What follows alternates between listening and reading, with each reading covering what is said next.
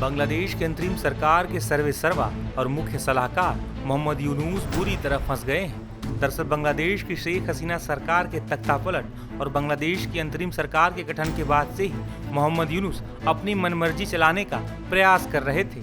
हालांकि मोहम्मद यूनुस अंतरिम सरकार के मुख्य सलाहकार के पद से इस्तीफा दे सकते हैं। दरअसल बांग्लादेश के छात्रों के नेतृत्व वाले नेशनल सिटीजन के चीफ नाहिद इस्लाम ने यूनुस से मुलाकात के बाद ये कहा कि वो इस्तीफा देने पर विचार कर रहे हैं। इसके साथ ही नाहिद इस्लाम ने बताया कि हम यूनुस के इस्तीफे की खबर सुन रहे हैं, इसलिए मैं उनसे इस मुद्दे पर चर्चा करने के लिए मिलने गया था। बातचीत के दौरान उन्होंने कहा कि वह इस बारे में सोच रहे हैं। उन्हें लगता है कि हालात ऐसे हैं कि वह काम नहीं कर सकते। मीडिया रिपोर्ट्स के मुताबिक बांग्लादेश के सेना प्रमुख वकारुज्जमान और मोहम्मद यूनुस के बीच लंबे समय से तनातनी चल रही है। सेना प्रमुख की तरफ से बांग्लादेश में आम चुनाव कराने का अल्टीमेटम भी दिया गया है। बांग्लादेश के आर्मी चीफ जनरल वकारुज्जमान ने साफ तौर पर कहा है कि देश में जल्द से जल्द चुनाव होने चाहिए। बांग्लादेश का भविष्य एक निर्वाचित सरकार तय करे। उन्होंने चुनाव के लिए दिसंबर 2025 की डेडलाइन दी है। जानकारी के मुताबिक जनरल वकार ने यूनुस से दो टूक कहा है कि जब तक बांग्लादेश में चुनी हुई सरकार नहीं आ जाती तब तक कोई बड़ा फैसला नहीं लिया जाएगा। ऐसा माना जा रहा है कि मोहम्मद यूनुस ने रखाइन कॉरिडोर पर सहमति जताई थी, जिसे बांग्लादेश की संप्रभुता के लिए खतरा माना जाता है। जनरल वकार की चेतावनी के बाद ही बांग्लादेश की अंतरिम सरकार ने रखाइन कॉरिडोर पर यू टर्न ले लिया था। बांग्लादेश की मोहम्मद यूनुस के नेतृत्व की जो अंतरिम सरकार है वो एक रखाइन कॉरिडोर के ऊपर आगे बढ़ने की योजना बना रही थी, जिसके की तहत बांग्लादेश के चिटोग्राम डिवीजन से जो म्यांमार का रखाइन स्टेट है वहां से एक ह्यूमैनिटेरियन मदद को पहुंचाने के लिए कॉरिडोर बनाए जाने की योजना थी, जिसे कि रखाइन कॉरिडोर के नाम से जाना जा सकता था। लेकिन इस पूरे कॉरिडोर की पूरे संकल्पना को लेकर के बांग्लादेश के अंदर ही बहुत ही मजबूत तरीके से विरोध हुआ है और ऐसी रिपोर्ट्स हैं कि बांग्लादेश की सेना के प्रमुख जनरल जमान ने इस पूरे रखाइन कॉरिडोर को एक ब्लडी कॉरिडोर करार दिया है और ये कहा है कि ये कॉरिडोर बांग्लादेश की सॉवरेनिटी के लिए खतरा पैदा कर सकता है और इस कॉरिडोर के बनाए जाने के पीछे ऐसी साजिश की आशंका जताई जा रही है कि जिसमें कि यूनाइटेड स्टेट्स ऑफ अमेरिका और कई अंतर्राष्ट्रीय शक्तियां अपने प्रभाव को बांग्लादेश में बढ़ाने के लिए वो इस कॉरिडोर का जो इस्तेमाल है वो कर सकती हैं और जाहिर है कि इस कॉरिडोर को बनाए जाने की योजना थी वो अमेरिकी दबाव में की गई है। इस बात की आशंकाएं बांग्लादेश के आर्मी इस्टेब्लिशमेंट को भी है और बांग्लादेश नेशनलिस्ट पार्टी हो या बांग्लादेश की कई लेफ्टिस्ट पार्टीज ने भी इसकी कड़ी आलोचना की और इसके बारे में बांग्लादेश की सरकार को आगे न बढ़ने की सलाह दी, अपना विरोध दर्ज किया है। तो ऐसे में अब ये रिपोर्ट है कि बांग्लादेश की जो अंतरिम सरकार है उसने इस रखाइन कॉरिडोर के प्रस्ताव को पर आगे बढ़ने से इनकार कर दिया है, इसे वापस ले लिया है क्योंकि बांग्लादेश में ही इसे सपोर्ट नहीं मिल पा रहा था।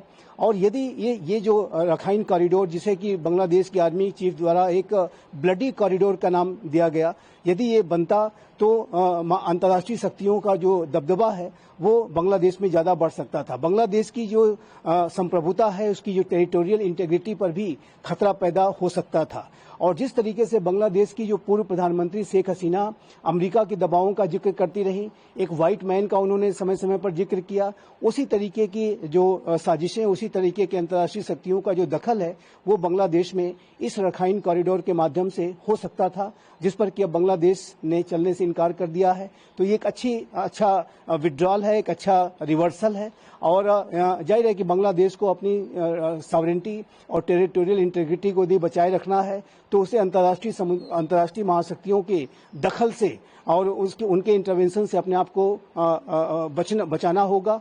और इस संदर्भ में जो बांग्लादेश की आर्मी के चीफ जनरल वकारुज्जमान की जो भूमिका रही, उन्होंने जिस तरीके से एक ब्लडी कॉरिडोर का नाम दिया वो एक बेहद सकारात्मक जो है उन्होंने इंटरवेंशन किया और सलाह दी और बांग्लादेश को एक गलत कदम उठाने से बचा लिया है। इटली की प्रधानमंत्री जॉर्जिया बांग्लादेश का दौरा कर सकती हैं। अगस्त में दोनों देशों में मजबूत संबंध के लिए दौरा हो सकता है, रिपोर्ट ऐसा। जी, ऐसी रिपोर्ट्स हैं कि इटली की प्रधानमंत्री जॉर्जिया मेलोनी अगस्त के अंतिम सप्ताह में बांग्लादेश का दौरा कर सकती हैं और इस संदर्भ में दोनों ही देशों के ब्यूरोक्रेसीज के द्वारा जो फाइनल प्लान्स हैं उसके ऊपर वर्कआउट किया जा रहा है। और बांग्लादेश और इटली के जो संबंध हैं वो पुराने हैं। 1972 में दोनों देशों के बीच में जो कूटनीतिक संबंध स्थापित हुए थे और इसमें कोई दो राय नहीं है कि ये दोनों जो राष्ट्र हैं वो एक अच्छा संबंध, बेहतर संबंध रखते हैं। और इटली में बांग्लादेश के जो बड़ी संख्या में जो नागरिक हैं वो वहाँ पर कार्य करते हैं और जाहिर है कि इटली में जो बांग्लादेश के नागरिकों को जो जॉब अपॉर्चुनिटीज मिलती हैं वो भी बांग्लादेश के लिए काफी लाभकर साबित होती है। इस बात की संभावना दिखाई देती है कि इटली की प्रधानमंत्री जॉर्जिया मेलोनी अपनी इस यात्रा के दौरान बांग्लादेश की अंतरिम सरकार को अनेक महत्वपूर्ण सलाहें दे सकती हैं और वहां पर जो लोकतंत्र की ऊपर जो चुनौतियां आई हुई हैं उसको किस तरह से डील किया जाए, इस संदर्भ में वो बांग्लादेश के ऊपर एक सलाहकारी तौर पर भी उसके ऊपर दबाव बनाने का भी कार्य कर सकती हैं, जो कि आज के समय की नितांत आवश्यकता है। बांग्लादेश की अंतरिम सरकार को इस बात के लिए परस्यू किए जाने की आवश्यकता है कि वो जो सरकार है वहां पर जल्द से जल्द इलेक्शंस कराए, वहां पर लोकतंत्र की जो स्थितियां हैं उसको और अधिक सुधारे। इस संदर्भ में प्रयासों की आवश्यकता है। तो मेरा ऐसा मानना है कि इटली की प्रधानमंत्री जॉर्जिया मेलोनी आने वाले समय में ये जो यात्रा करेंगी उसमें वो बांग्लादेश की मोहम्मद यूनुस की सरकार को अनेक महत्वपूर्ण सलाहें भी देंगी और अब ये देखना होगा कि उन सलाहों पर बांग्लादेश की सरकार कितना अमल करती है। लेकिन इसमें कोई दो राय नहीं है कि यात्रा जो जॉर्जिया मेलोनी की बांग्लादेश की होने जा रही है वो एक महत्वपूर्ण यात्रा होगी। बता दें कि शेख हसीना के तख्ता पलट के बाद से ही मोहम्मद यूनुस खुद को बांग्लादेश का सर्वे सर्वा समझने लगे थे। हालांकि बांग्लादेशी आर्मी चीफ ने यूनुस को आईना दिखा दिया है। दरअसल यूनुस पिछले कुछ समय से चीन और पाकिस्तान के साथ दोस्ती का दम भर रहे थे। हालांकि अब शायद ही मोहम्मद यूनुस को चीन और पाकिस्तान बचाने आए। बता दें कि शेख हसीना के तख्ता पलट और बांग्लादेश की अंतरिम सरकार के गठन के बाद से ही बांग्लादेश के कई शहरों में हिंदुओं को निशाना बनाया गया था। इसके बाद भारत और यूनुस सरकार के बीच तनाव भी देखने को मिला था।